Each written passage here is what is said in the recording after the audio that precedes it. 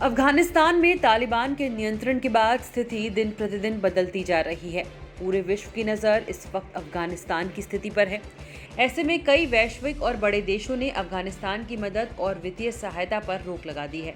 वहीं इस बीच तालिबान ने अफगानिस्तान में अंतरिम सरकार का ऐलान कर दिया है। चरमपंथी संगठन ने अफगानिस्तान का नाम बदलकर इस्लामिक एमिरेट्स ऑफ अफगानिस्तान कर दिया है। तालिबान की नई कैबिनेट में संगठन के वरिष्ठ नेताओं को शामिल किया गया है। इनमें से कुछ नेता ऐसे हैं जिन पर पिछले 2 दशकों में अमेरिका की सेना पर हमले का भी आरोप है। नई सरकार का नेतृत्व मुल्ला मोहम्मद हसन अखुंद द्वारा किया जा रहा है।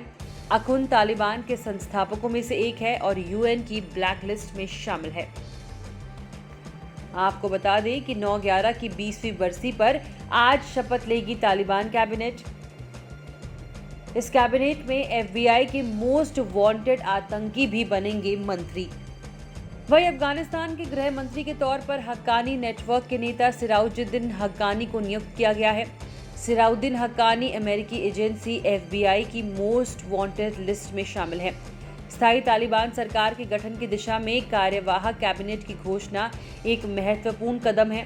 देश की अर्थव्यवस्था को स्थिर करने और अंतर्राष्ट्रीय मान्यता प्राप्त करने के अलावा भी तालिबान की नई सरकार को कई चुनौतियों का सामना करना पड़ेगा।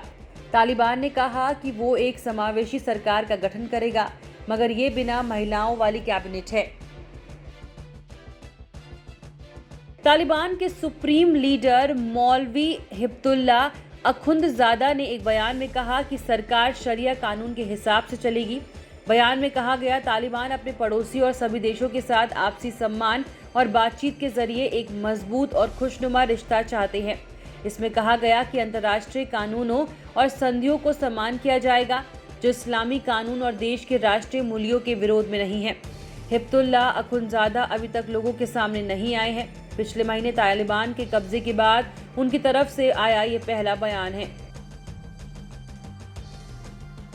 अफगानिस्तान के प्रधानमंत्री के तौर पर हसन अखुंद को नियुक्त किया गया है। उनकी नियुक्ति को एक समझौता के तौर पर देखा जा रहा है, क्योंकि तालिबान में आंतरिक कलह की खबरें हैं। सिराजुद्दीन हक्कानी को गृह मंत्री बनाया गया है। ये उस हक्कानी नेटवर्क का नेता है जिसने 2 दशक में विदेशी बलों के साथ साथ अफगान सेना को गहरे घाव दिए हैं। इसमें काबुल में 2017 में हुआ धमाका भी शामिल है, जिसमें 150 लोगों की मौत हो गई थी।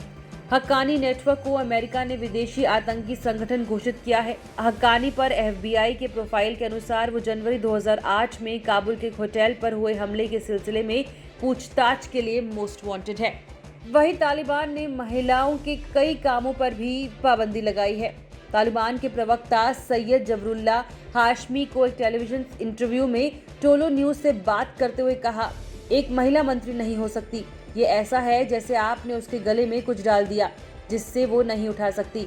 एक महिला के लिए कैबिनेट में होना जरूरी नहीं है, उन्हें बच्चों को जन्म देना चाहिए। और महिला प्रदर्शनकारी अफगानिस्तान में सभी महिलाओं का प्रतिनिधित्व नहीं कर सकती है। इस सप्ताह की शुरुआत में तालिबान सुरक्षा बलों ने पत्रकारों की दरियाबी और नीस को हिरासत में लिया था।